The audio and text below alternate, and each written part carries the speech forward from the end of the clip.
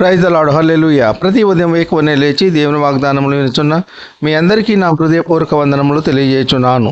ఈరోజు దేవుని వాగ్దానము పరిశుద్ధ గ్రంథం నుండి సామెతల గ్రంథము 25వ అధ్యాయము 14వ వచనం. కపట మనస్సు దానమిచ్చి డంబం చేయవాడు వర్షము లేని మబ్బును గాలిని పోలియున్నాడు. ఆమేన్, హల్లెలూయా. మరి నిజముగా ప్రియ సహోదర సహోదరి, సొలొమోన్ రాజు గారు వాక్యం ద్వారా తెలియజేసిన విధముగా మన యొక్క జీవిత పయనంలో అనేక మంది మనకు ఎదురవుతారు. వీరిలో కొందరు కపట మనసు గలవారు కూడా ఉంటారు. ఇటువంటి వారు వారి యొక్క పేరు పొందాలని, వారిని గొప్పగా అందరూ మెచ్చుకోవాలని, ప్రతి ఒక్కరూ వారిని పొగడాలని సహాయం చేస్తారు. కొంతమంది యథార్థ హృదయాలు వారు సహాయము చేసేది ఎవరికీ చెప్పరు. మంచి మనసుతో సహాయం చేయుదురు.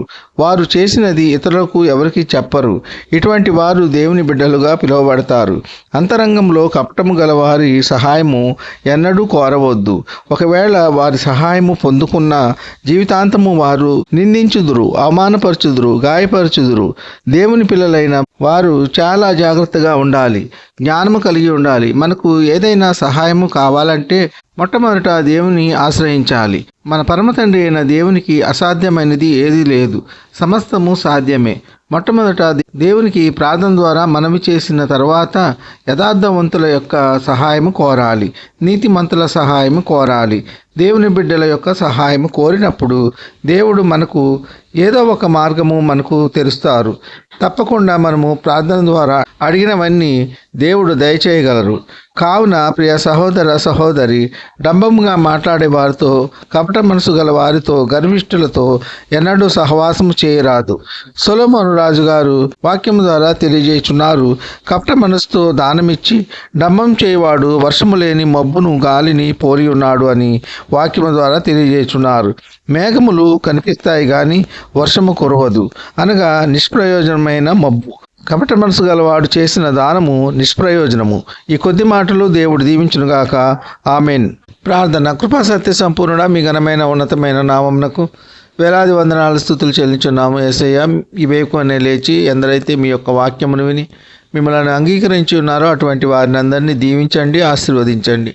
ఎందరైతే మీ యొక్క వాక్యమును వినక మిమ్మలను అంగీకరించుకై ఉన్నారో అటువంటి వారందరూ మీ యొక్క వాక్యమును విని మిమ్మలను అంగీకరించి రక్షణ పొంది మారు మనసు పొంది మిమ్మల్ని స్తుతించి ఆరాధించే కృపదయ చేయండి.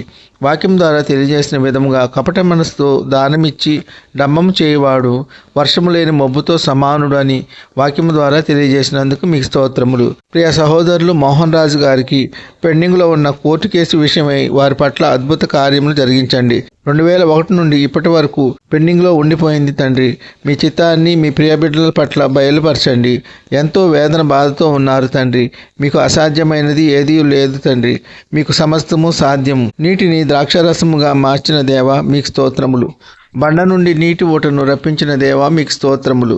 మీ ప్రియ బిడ్డల పట్ల అద్భుత కార్యములు జరిగించండి. మీ యొక్క కార్యముకై ఎదురు చూస్తున్న బిడ్డలకు సంతృప్తి దయచేయండి. ఉద్యోగము లేని వారికి ఉద్యోగములు దయచేయండి. వివాహములు కాని వారికి వివాహములు జరుగులాగున మీ కృప ఉంచండి. గర్భఫలం లేని వారికి గర్భఫలము దయచేయండి. గర్భిణీ స్త్రీలకు సుఖమైన ప్రసవ దినాలు దయచేయండి. తల్లి బిడ్డ క్షేమంగా ఆరోగ్యంగా ఉండేలాగున మీ కృప ఉంచండి. వ్యాధిగ్రస్తులను స్వస్థపరచండి, బాగు చేయండి. గాయపడిన వారి గాయములను స్వస్థపరచండి, బాగు చేయండి. వృద్ధులను కాపాడండి. వృద్ధాప్యంలో ఎటువంటి మనోవేదనకు గురి కాకుండా మీ కృప ఉంచండి. పిల్లలు స్కూల్కి వెళ్ళి ఇంటికి చేరే పర్యంతం మీ కృప కాపుదల దయచేయండి. యవనస్తులను కాపాడండి. యవన కాలంలో ఎటువంటి చెడు వ్యసనములకు బానిసలు కాకుండా మిమ్మల్ని స్తుతించి ఆరాధించే కృప దయచేయండి. కారుల్లో ప్రయాణించే వారిని కాపాడండి. బస్సుల్లో ప్రయాణించే వారిని కాపాడండి. రైళ్లలో ప్రయాణించే వారిని కాపాడండి. నౌకల్లో ప్రయాణించే వారిని కాపాడండి. విమానాల్లో ప్రయాణించే వారిని కాపాడండి. ఇతర మోటారు వాహనాల్లో ప్రయాణించే వారిని కాపాడండి. ఈ కొద్ది మనవులు ప్రభు అయిన యేసుక్రీస్తు పేర వేడుకుంటున్నాం తండ్రి. ఆమెన్. విన్న వాక్యము దీవెనకరంగా ఉన్నట్లయితే లైక్ చేయండి, షేర్ చేయండి, సబ్స్క్రైబ్ చేసుకోండి. మీ సహోదరుడు Kola Daniel. God bless you.